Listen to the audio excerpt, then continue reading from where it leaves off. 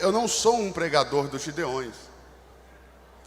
Eu sou apenas um ensinador, acostumado a ensinar 200, 300 pessoas, e ensino quem sabe menos, e aprendo com quem sabe mais, como com o pastor Gilvan, com quem tenho aprendido desde menino.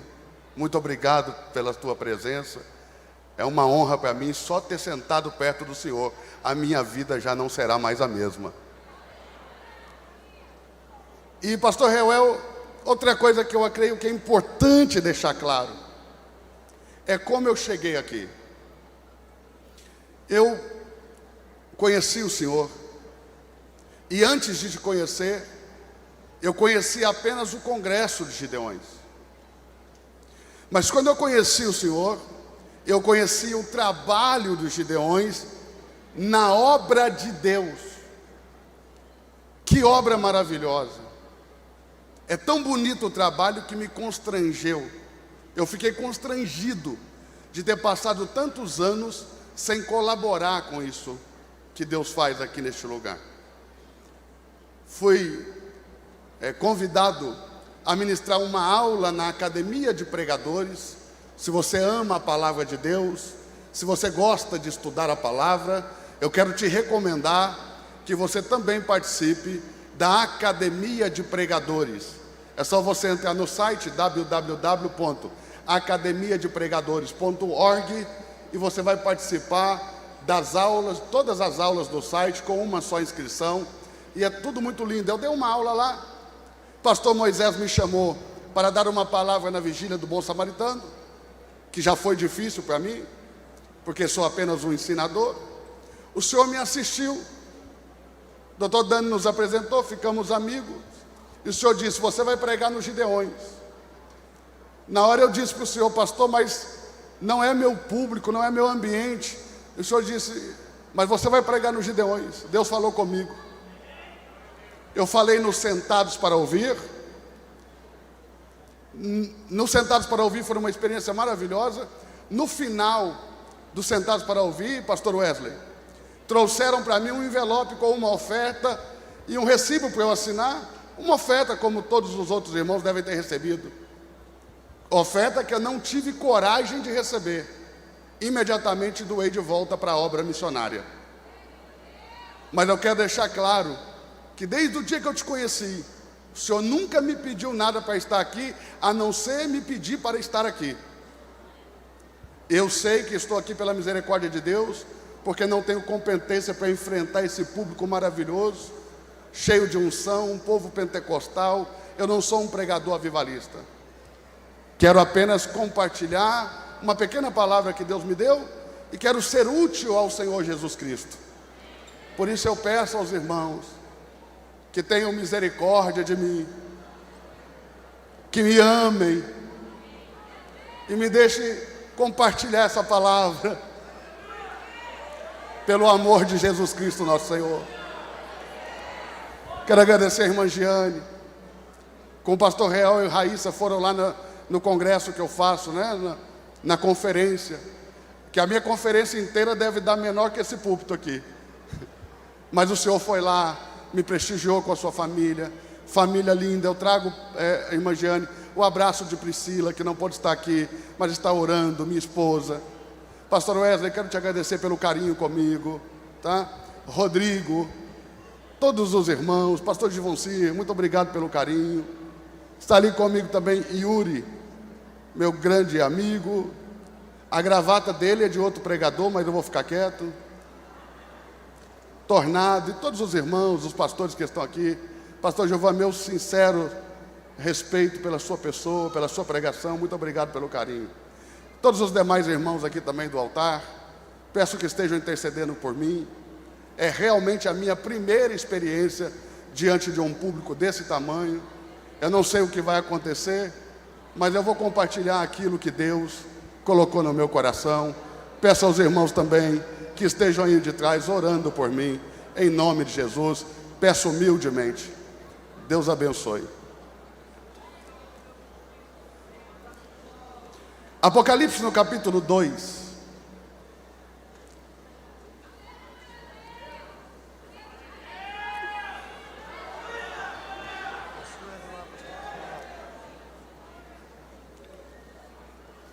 verso de número 1.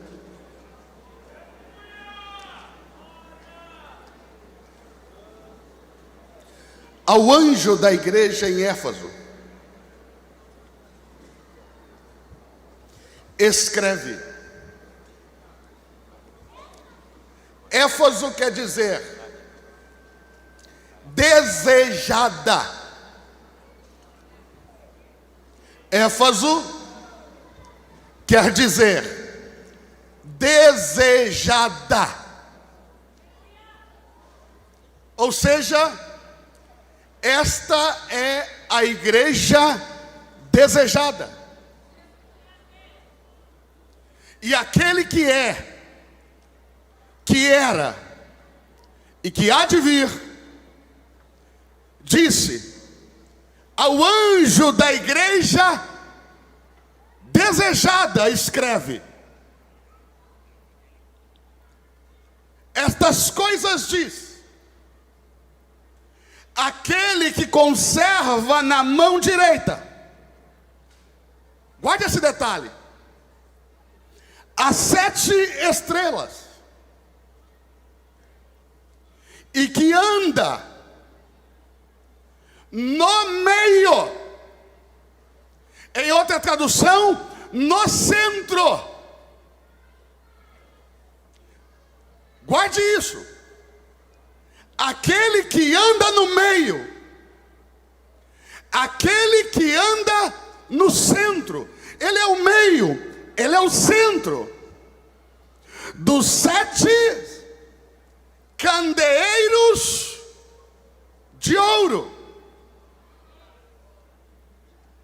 Verso 2 diz: conheço. Essa palavra conheço no grego, eido. Conheço, pastor Reuel. Conheço tão profundamente. É isso que quer dizer essa palavra. Conheço tão intensamente. Conheço tão poderosamente. Conheço tão intimamente que sei qual é a intenção do teu coração quando tu fazes a obra.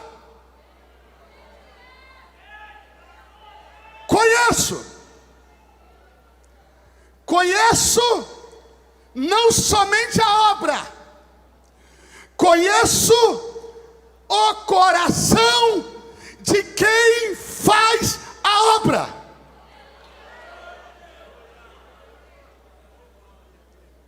Conheço as tuas obras e também o teu trabalho. Em outra tradução, labor, trabalho. Observe, conheço as tuas obras e conheço também o teu trabalho. O que isso nos ensina? Que a obra é uma coisa, o trabalho é outra. Ele conhece as obras, mas também conhece o trabalho, só com uma diferença: de quem faz a obra, ele também conhece o coração. Daquele que trabalha, ele conhece apenas o trabalho.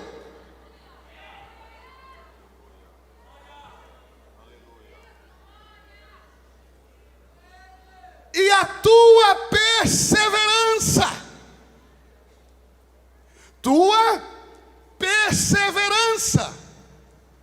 que não pode suportar ao homem mau. Olha essa igreja, meus irmãos em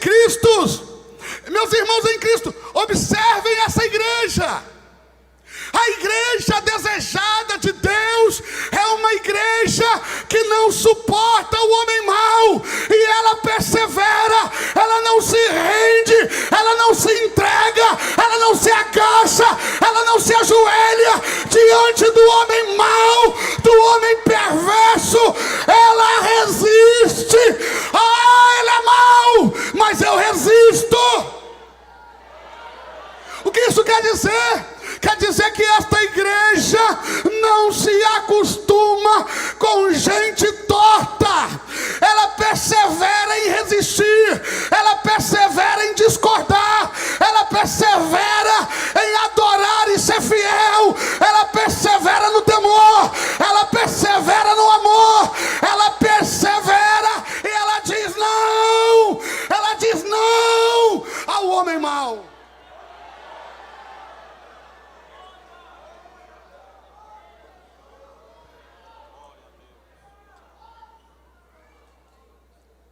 não suportas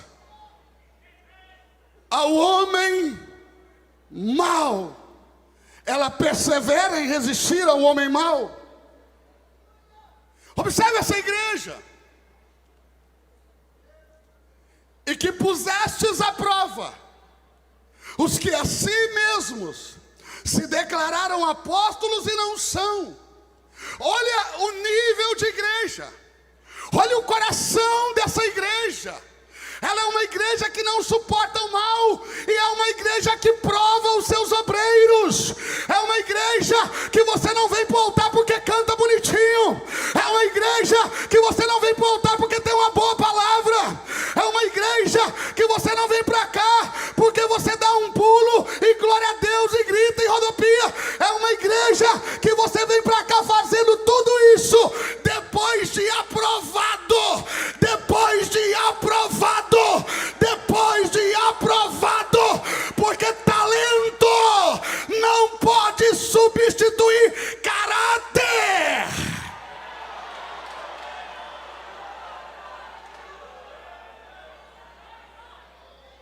Não adianta cantar bem e não ser crente.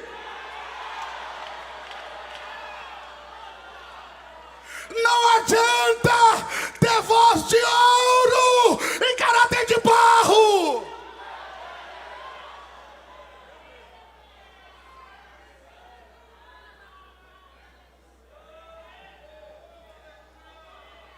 Não adianta ser grande pregador, ser ovacionado por multidões e não ser um grande homem.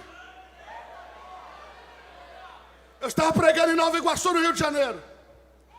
Deus soprou meu nome por essa nação, na área do ensino e com os pastores de igreja. Então os pregadores, a maioria deles querem me conhecer porque não sabem como cheguei, aonde cheguei. Nem eu sei. Só sei que cheguei. E um desses pregadores famosos foi me assistir. Esses pregadores famosos. E ele levou com ele mais uma pessoa. E eles me assistiram lá na igreja apacentada de Nova Iguaçu, do pastor Marcos Gregório. E quando eu terminei de pregar, o rapaz que estava do lado desse pregador famoso cutucou ele, o obreiro, e disse: ei, eu prego muito melhor que esse cara. Então quando acabou, nós fomos lá para a sala dos pastores, e o pregador famoso, ele me procurou e disse: pastor Eduardo, o senhor não tem noção do que esse obreiro aqui disse. Ele disse que prega muito melhor que o senhor. Pensando que eu ia achar ruim, pensando que eu ia ficar chateado, pensando que eu ia ficar bravo. Eu disse para ele: irmão, se ele prega muito melhor que eu, não me gera alegria. E ele pode pregar muito melhor que eu ficaria alegre se ele dissesse que ele é um homem melhor que eu, porque eu teria certeza que a próxima geração teria um evangelho diferente. A igreja brasileira não está mais atrás de grandes oradores. A igreja brasileira não está mais atrás de grandes pregadores, porque basta ler a história. Deus nunca mudou a história pela voz de um grande pregador. Tudo que Deus mudou na história, mudou através de grandes homens. Nós não precisamos mais de grandes pregadores. Nós precisamos de grandes homens. Homens de caráter, homens íntegros, homens retos, homens tementes.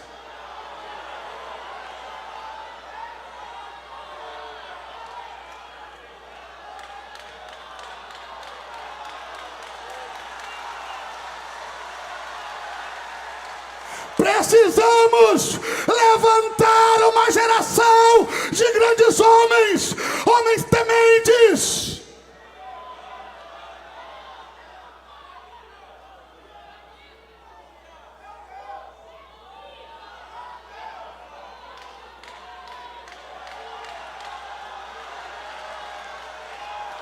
É uma igreja que prova os seus obreiros. As igrejas precisam voltar a provar os obreiros. As igrejas precisam voltar a provar cantores, provar pregadores, provar pastores, provar.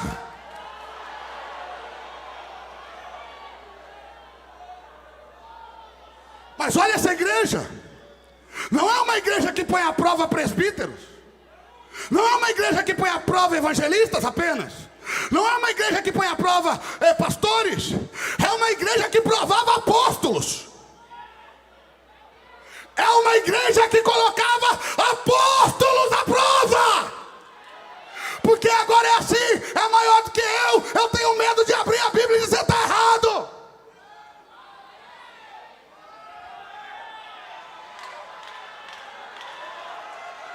Mas eu acredito que ainda resta gente de coragem. Eu acredito que ainda resta crente ousado, cheio da unção, cheio do poder.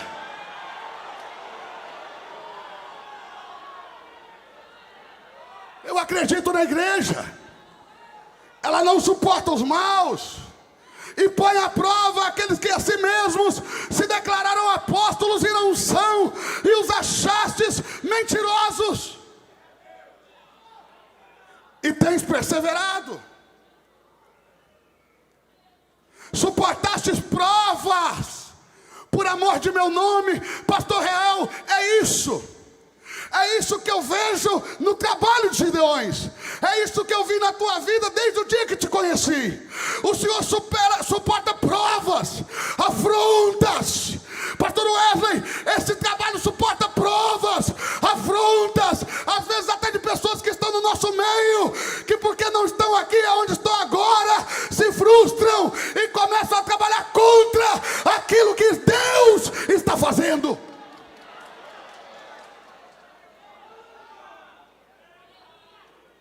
Observe isso.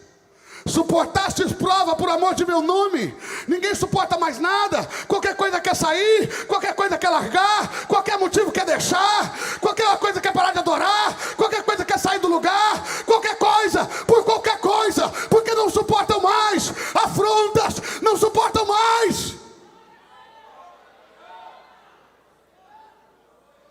Observe isso. E não te deixastes esmorecer. Verso 4. Tenho, porém, contra ti. Porém. Conjunção coordenativa adversiva. Porém, mostra um contraponto, um contrassenso. Essa igreja tem tudo de bom. Se essa igreja existisse agora, eu saía da minha e ia para ela.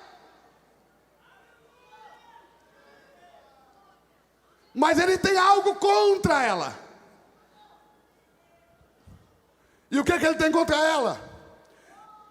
Tenho contra ti, que abandonastes o teu primeiro amor.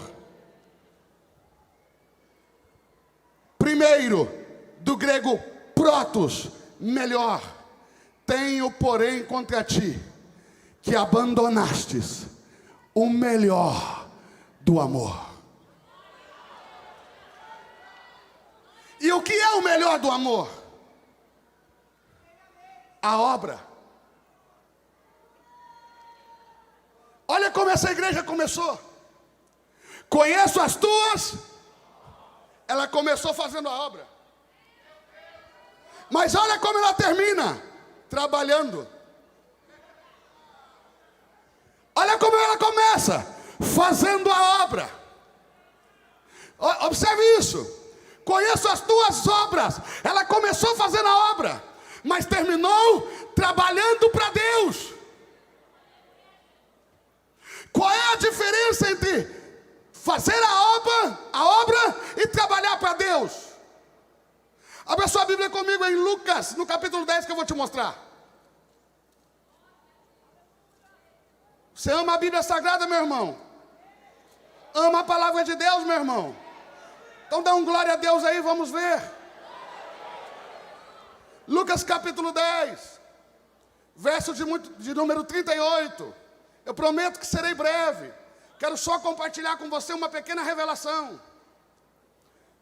Diz assim: indo eles de caminho, entrou Jesus num povoado, e certa mulher chamada Marta o hospedou em sua casa. Olhe para isso. Ele entrou num povoado. Como é o nome do povoado? Betânia. E uma mulher de nome Marta saiu ao encontro dele e o convidou para a sua casa. Esta tinha uma irmã chamada Maria, e estava sentada aos pés do Senhor e ouvia-lhe os ensinamentos. Marta, porém, estava agitada e atarefada com muito serviço.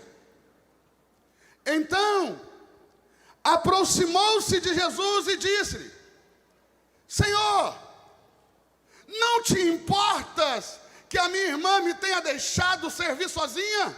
Observe, primeira característica de quem trabalha para Deus: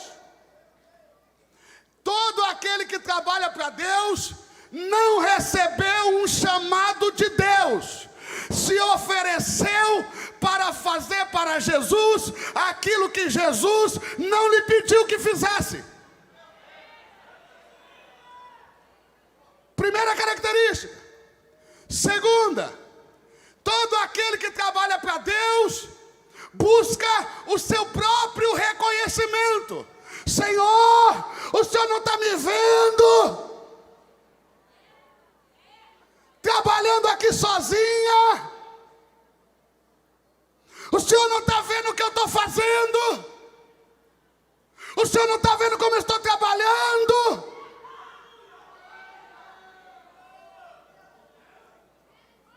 Minha irmã está aí sentada. Escandalize-se. Maria sentada fazia a obra. Porque o que é fazer a obra senão fazer exatamente o que Ele quer que eu faça? Fazer a obra é fazer a vontade de Deus. Mas as pessoas não conseguem mais saber qual é a vontade de Deus, porque as pessoas não conseguem mais sentar para ouvir o que Ele quer de sua igreja.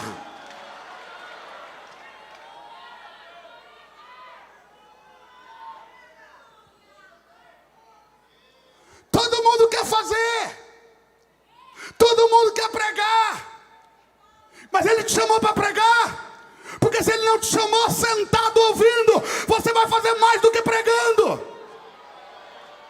Todo mundo quer cantar, mas por quê? Você quer reconhecimento ou quer fazer a vontade dEle? Porque se Ele não te chamou para cantar, meu irmão, é sentado que você vai fazer a obra, é ouvindo que você vai fazer a obra, é glorificando aos seus pés.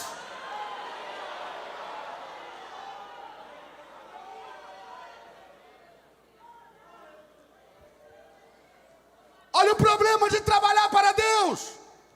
Todo aquele que trabalha para Deus está longe de Cristo. Eu vou dizer de novo. Todo aquele que trabalha para Deus está longe de Cristo. Quem faz a obra, faz com Cristo. Por isso que Maria estava com Cristo. Marta estava servindo, mas estava longe. Quando quis falar com Ele, olha como diz o texto: aproximando-se. Ela estava fazendo para Ele, mas longe dEle. Tem muita gente fazendo muita coisa para Jesus, mas está longe dEle. Eu vou falar de novo que eu sei que você entendeu. Está cheio de crente fazendo um monte de coisas para Jesus, mas ele mesmo está longe do Cristo.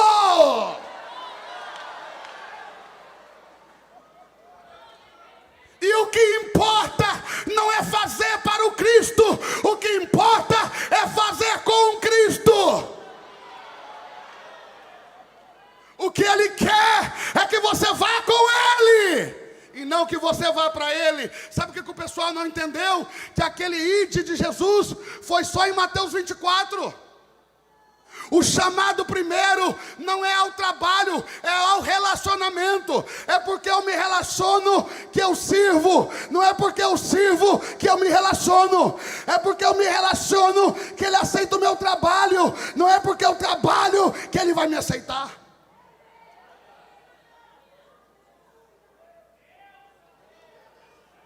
Qual é o problema de não assentar para ouvir a sua voz? É nunca descobrir o que Ele quer para você. Vou pedir que você me ajude a pregar. Dá uma cutucada no crente que está do seu lado e diga assim: você não tem noção como você está fazendo a obra nesse momento.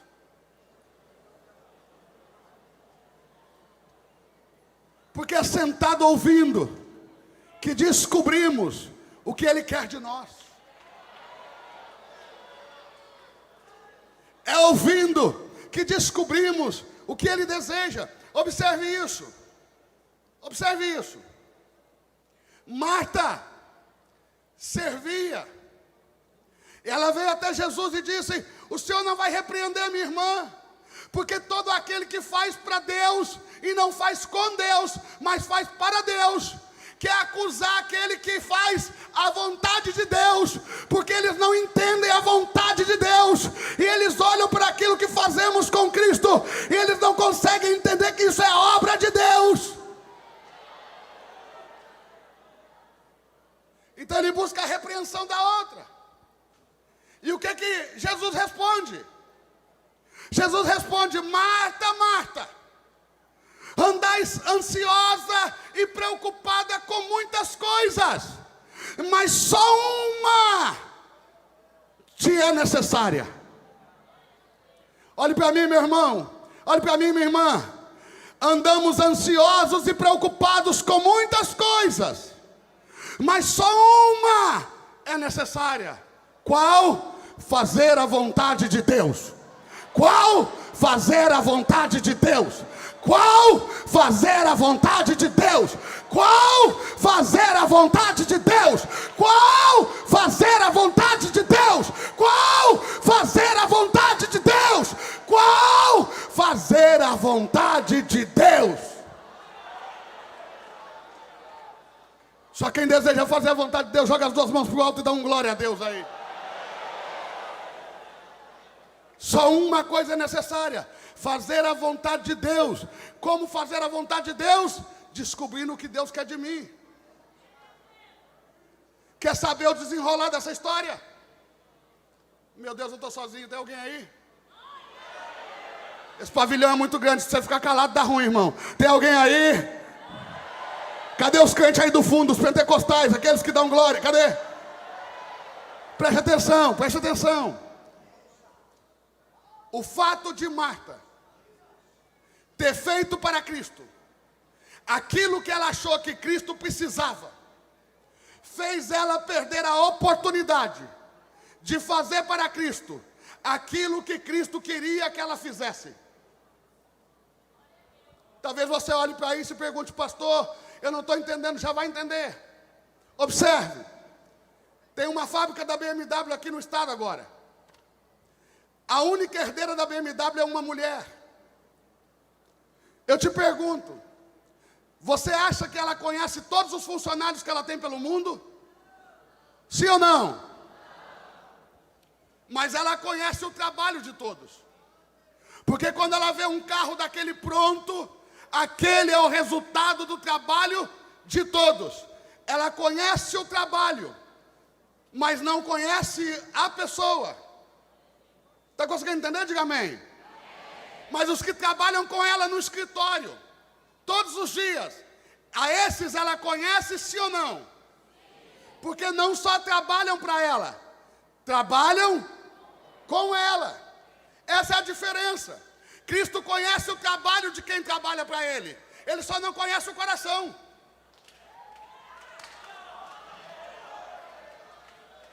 Ele conhece o trabalho de quem trabalha para Ele, só não conhece o coração.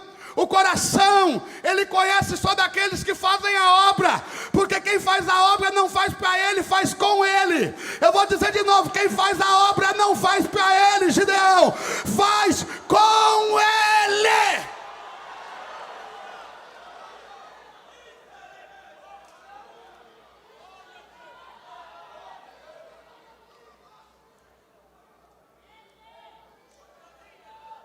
Senhor, em teu nome expulsei demônios. Trabalho, conheço esse trabalho. Em teu nome fiz milagres. Trabalho, conheço esse trabalho. Em teu nome operei maravilhas. Trabalho, conheço esse trabalho. Mas apartai-vos de mim, porque não vos conheço. Conhecer o trabalho não é o mesmo que conhecer o coração? Eu vou dizer de novo. Conhecer o trabalho não é o mesmo que conhecer o coração? Amém ou não amém? Olha o resultado disso. Abra sua Bíblia comigo em João no capítulo 12. Só quem ama a palavra vai abrir na Bíblia e dando glória. Vai abrindo a Bíblia e dizendo amém. João no capítulo 12.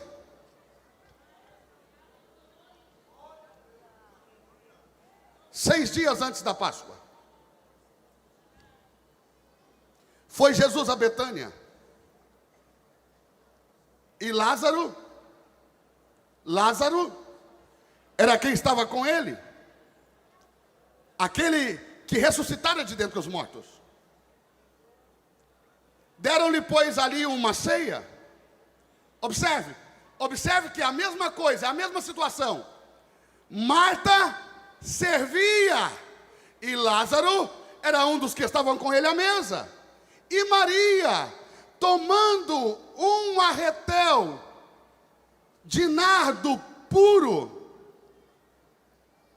um alabastro, um arretel de nardo puro e de muito preço, ungiu os pés de Jesus e enxugou-os com o seu cabelo, e a casa se encheu do perfume do unguento.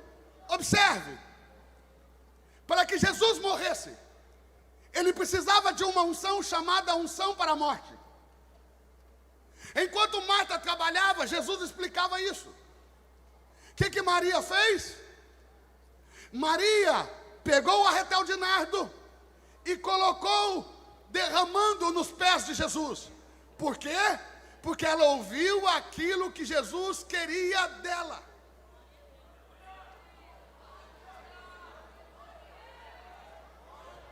Quando eu descubro o que Cristo quer de mim, eu vou descobrir que às vezes Ele quer me preparar para uma hora, minuto específico, para uma obra específica. Eu tenho que estar ali, eu tenho que estar preparado. Ela se preparou, ela guardou um arretel de nardo puro, derramou nos seus pés, enxugou com os cabelos, a casa se encheu com o cheiro do unguento. 2 dias antes da Páscoa, ela ungiu os pés. Agora abra comigo em Marcos 14. Marcos, no capítulo 14.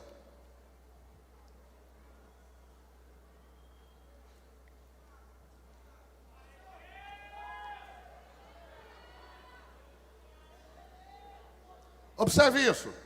Dali a 2 dias era Páscoa. E a festa dos pães asmos. Os principais sacerdotes e escribas buscavam como o prenderiam com dolo e o matariam.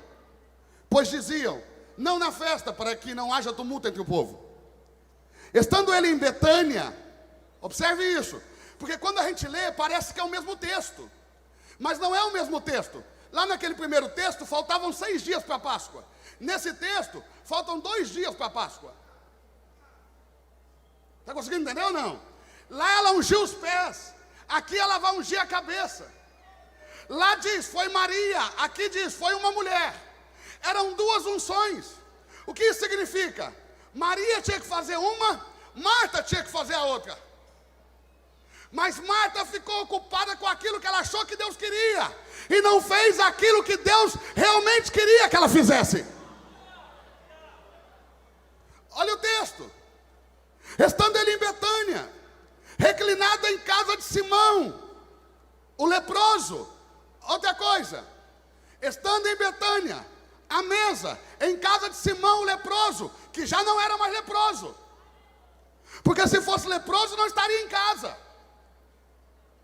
Os leprosos ficavam fora da cidade, aproximadamente 13 quilômetros da cidade, e nos leprosários, e eles não podiam entrar na cidade. Por que então o texto diz Simão o leproso? Se ele está em casa, se ele está à mesa, já não é mais leproso. Mas as pessoas insistem em me ver, as pessoas insistem em te ver, como nós éramos antes de Jesus entrar na nossa vida. Elas insistem em nos ver como éramos antes de Cristo cruzar nosso caminho. O leproso já não era mais leproso porque está em casa. Agora observe. Tomou um vaso de alabastro, de perfume de nardo puro e de muito preço, e derramou sobre a cabeça de Jesus. E indignaram-se alguns e diziam: por que se fez esse desperdício? Podia vender esse perfume por mais de 300 dinheiros e dar aos pobres. Observe isso, 1 denário era o que uma pessoa ganhava por um dia de trabalho. Mais de 300 dinheiros. Nós estamos falando que essa oferta custou aproximadamente 1 ano de trabalho daquela mulher. Não foi uma oferta qualquer, foi uma oferta preparada. Ela preparou aquela oferta, ela se preparou para aquele momento, ela se preparou para aquele dia, ela se preparou para aquela hora, ela foi preparada para aquele ambiente. Por quê? Porque ela, sentada ouvindo, descobriu o que Cristo queria dela. E olha o que aconteceu. Ela derramou o alabastro, quebrou o alabastro, derramou o perfume, o nardo sobre a cabeça dele. Alguns se indignaram e disseram: por que não se deu aos pobres? No verso 8 diz, Jesus responde: ela fez o que pôde, antecipou-se.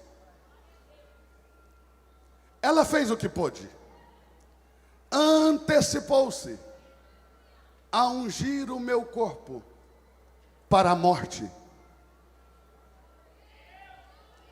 Por que se antecipou? Porque enquanto você perde tempo com aquilo que você acha que Deus quer, alguém faz aquilo que você deveria fazer. Alguém se antecipa, alguém vai no seu lugar e faz aquilo que você deveria fazer. Observe, ela se antecipou e ungiu o meu corpo para a sepultura. Digo-vos, porém, que em todo lugar do mundo, aonde esse evangelho for pregado, também dela se fará menção. Olhe para mim. Não foi quem saiu fazendo aquilo que Deus achou que queria que entrou para a história. Foi quem descobriu a vontade de Deus que entrou para a memória. Observe, pelo amor de Deus, ouça o que eu estou te dizendo. Cristo é o centro do nosso viver. Cristo é o centro da vida da igreja. Tudo que a igreja faz, deve fazer por Cristo. Tudo que a igreja pensa, deve pensar em Cristo. Tudo que a igreja deseja, deseja em Cristo. Cristo é o meio, Cristo é o centro, Cristo é o fim, Cristo é o início. É por Cristo e para Cristo que nós existimos. É por Cristo e para Cristo que estamos aqui. É por Cristo e para Cristo que nós estamos nesse congresso. É por Cristo e para Cristo que disponibilizamos aquilo que nos pertence para a obra. Por quê? Porque dar a obra não é dar dinheiro. Dar a obra, dar dinheiro na obra, é ter o privilégio de participar com Deus daquilo que Deus está fazendo na terra. Deus não precisa de ajuda. Deus não precisa do meu dinheiro. Deus não precisa do seu dinheiro. Deus permite que você participe para que a sua parte não seja tomada.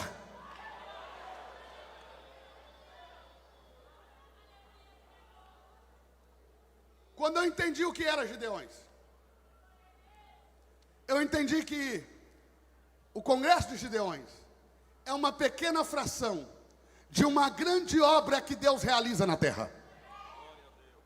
Missionários, missionárias, filhos e filhas que ouviram a voz de Deus e entenderam o que Deus queria para eles, saíram de suas casas, deixaram suas famílias, deixaram seus trabalhos, deixaram tudo e foram para o centro da vontade de Cristo. Para o centro da vontade de Cristo. E Cristo pode mantê-los. Cristo pode fazer tudo o que quer por eles. Cristo pode enriquecê-los no campo, não há problema. Mas Cristo me deu a oportunidade. Cristo te deu a oportunidade de sair da sua casa, de vir a este lugar, de ouvir a palavra de Deus, de ser cheio da unção, de ser tomado pelo Espírito Santo. Para quê? Para te encorajar a participar com Deus da obra que Ele realiza. Observe, o trabalho para Deus busca os meus interesses. Quem trabalha para Deus? Quem quer ganhar uma oferta depois que prega? Quem trabalha para Deus? Quem quer ganhar uma oferta só depois que canta? Quem trabalha para Deus? Quem faz alguma coisa pensando em subir de cargo? Quem trabalha para Deus? Quem faz para ser visto pelo pastor presidente? Quem trabalha para Deus? Aquele que faz com segunda intenção.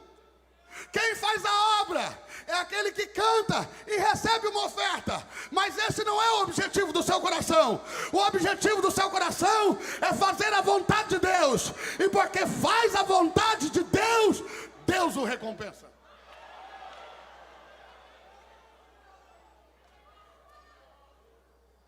Eu vou encerrar já. Abra comigo em Apocalipse no capítulo 2 de novo.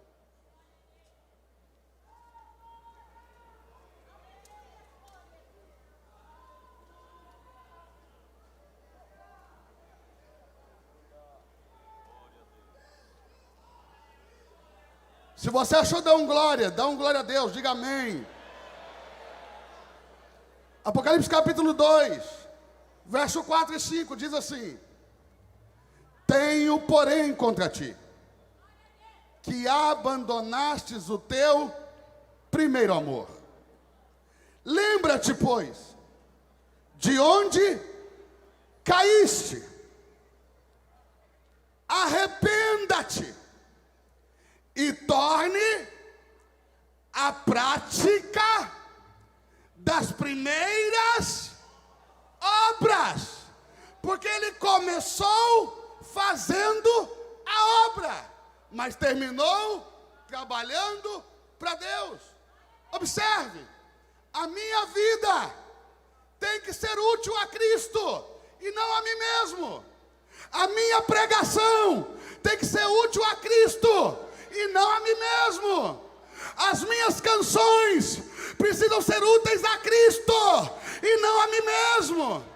A minha pregação tem que ter o objetivo de transmitir a mensagem de Deus e não de alcançar a aprovação das pessoas.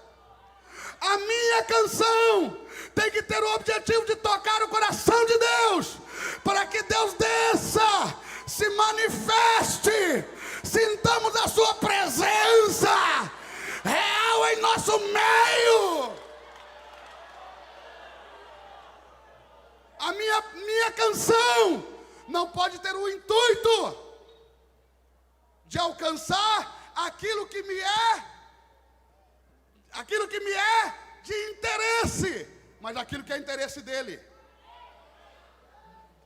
Por um só motivo: arrependa-te e volte à prática das primeiras obras. Quando não, eu virei a ti e removerei do seu lugar o teu candeeiro. Observe isso. No verso 1 diz: o que tem na mão da direita 7 estrelas, e que anda no meio dos 7 castiçais. Aonde ele anda? Gideões. Pode ser mais forte. Aonde ele anda? No meio. Ele está no? Então observe. Ele não disse, eu vou sair do meio dos castiçais. Olha o que ele disse. Eu removerei o teu castiçal. Nunca diga que Cristo saiu de uma igreja. Nunca diga que Cristo saiu de um trabalho. Nunca diga que Cristo saiu de um projeto. Sabe o que disseram para mim? Sabe o que disseram para mim? Pastor, tem algumas pessoas que Jesus abandona. Eu disse, não tem não. Tem não. Jesus não abandona ninguém. Os que o meu pai me deu, ele disse, de maneira nenhuma lançarei fora. Não abandona, não. Existem algumas pessoas que saem de Cristo. E tem algumas pessoas que não saem. Ele é que tira. Pastor, o que o senhor está dizendo? Vem Apocalipse capítulo 1 que eu te mostro. Capítulo 1. Abra a Bíblia, irmão. Abra a Bíblia sem medo. Vai lá. Abra a Bíblia mesmo. Eu sei que tem gente que nunca abriu a Bíblia tantas vezes num dia só. Mas vai lá.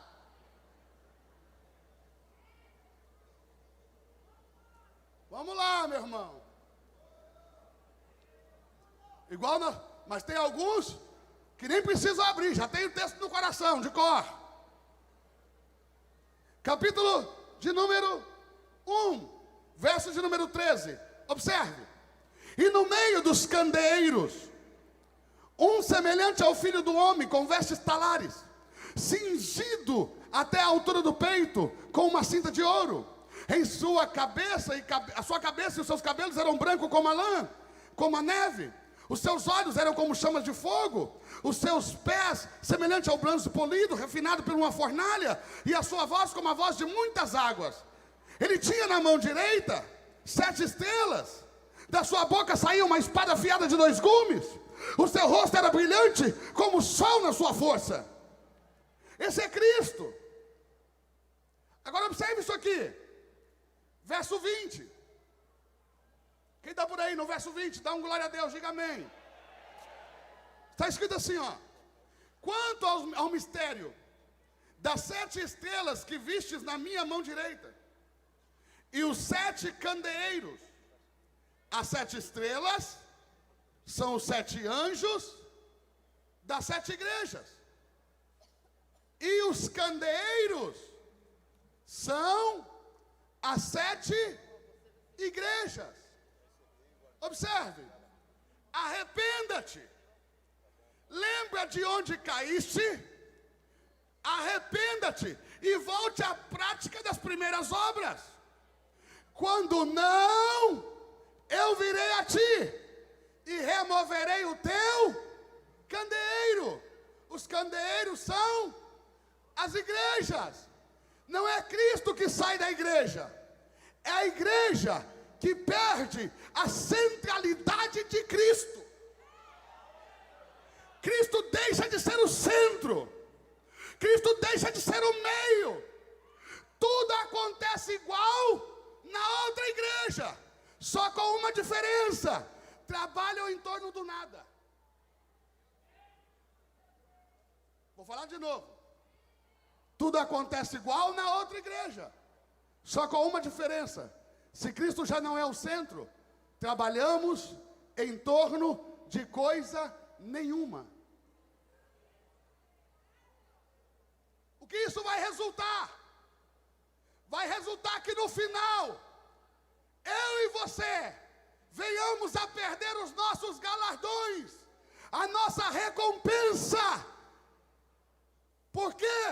Porque trabalhamos em torno do nada, trabalhamos distantes de Cristo. Aqui eu encerro, só te dando um exemplo. Como perder essa recompensa? Eu não posso comprar um terreno, pastor Reuel. construir uma casa, pastor Wesley, para o pastor Reuel. E depois no final chegar, pastor, aqui está a sua casa, agora me pague. Porque ele vai dizer para mim, eu não te pedi nada. Eu não tenho que te recompensar por aquilo que não te pedi. Esse é o problema de sair fazendo. É que você pode fazer algo que ele não te pediu. E se você fizer o que ele não te pediu, não tem recompensa. Porque ele não tem por que recompensar aquilo que não te pediu para fazer. Ele só vai recompensar aquilo que te pediu. Por isso que nós agimos por vocação e não por profissão. Porque fomos chamados, não porque nos oferecemos. Amém, meus irmãos? Fique de pé no seu lugar.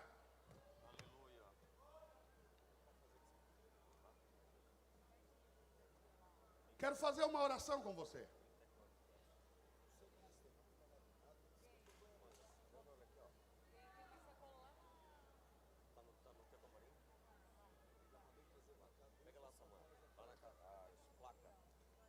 Pegue na mão de alguém.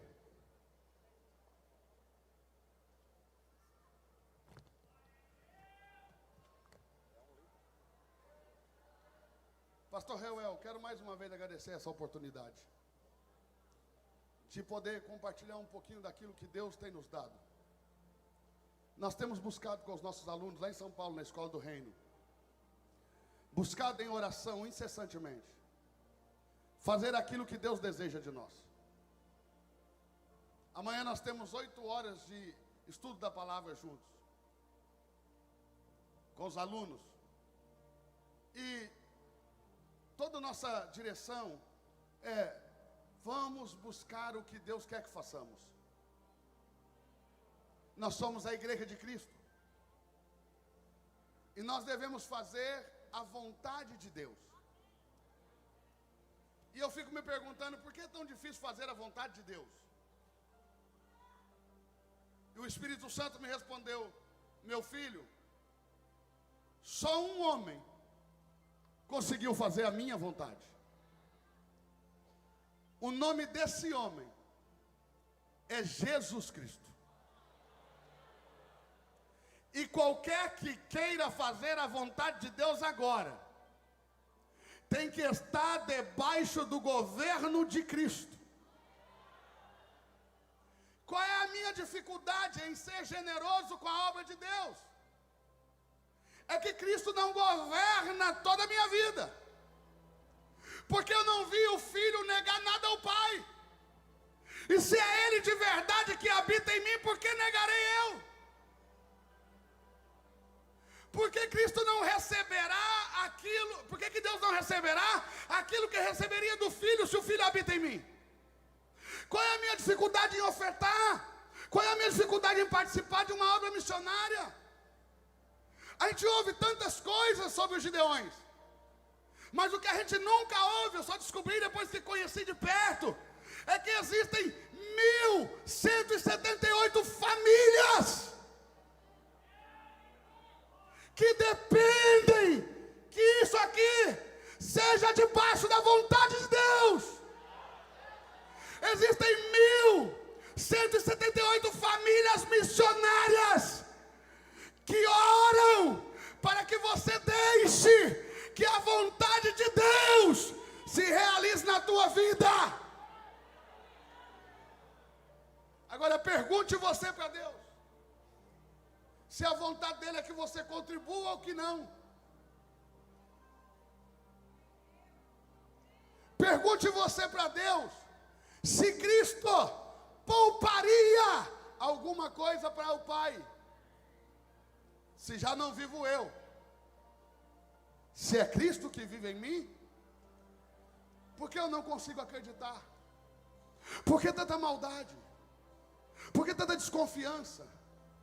Por que tantas palavras maldosas? Sabe por quê? Porque não é a sua família que está lá. Sabe por quê? Porque não é você que depende. Eu já estive no Chile.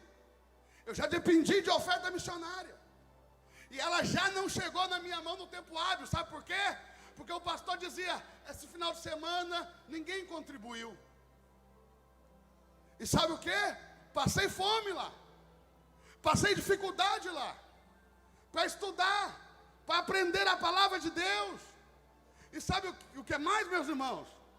Ninguém viu as minhas lágrimas. Os Gideões não é apenas um congresso. Os Gideões é uma parte do corpo de Cristo que ouve o choro missionário. É uma parte do corpo de Cristo que vê as lágrimas dos missionários. É uma parte do corpo de Cristo que vê a fome de um missionário. Talvez você esteja dizendo, pastor Eduardo, você está dizendo isso aí para nos sensibilizar. Não é não. Eu estou dizendo isso porque eu conheço a realidade do campo missionário.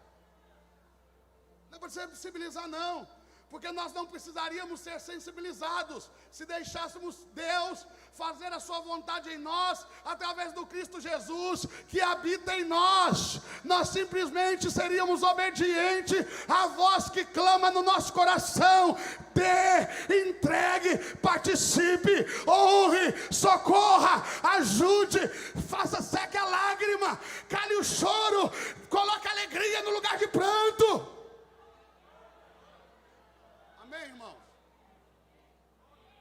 Segura aí, vamos fazer uma oração. Levante a sua mão para o alto. Vou fazer uma oração profética. Segura a mão do seu irmão, levante bem alto.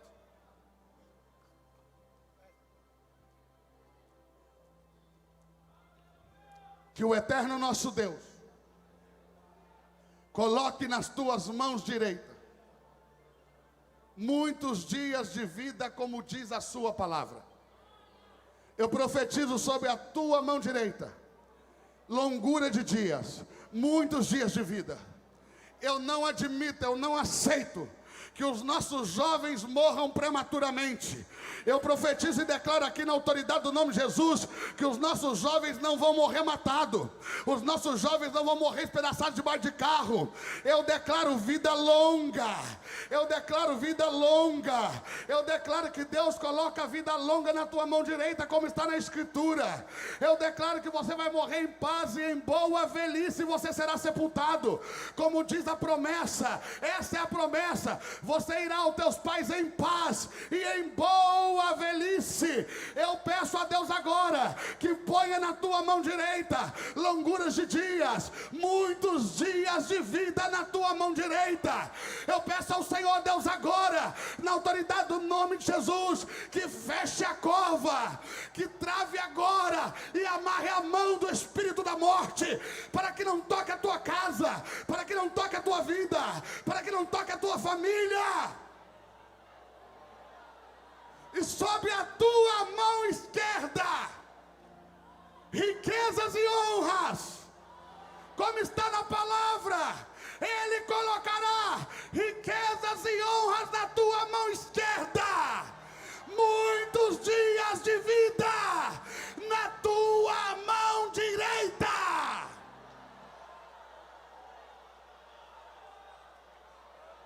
Só quem crê dá um glória a Deus aí. Riquezas e honras na tua mão esquerda, muitos dias de vida na tua mão direita. Pastor Wesley, vem comigo.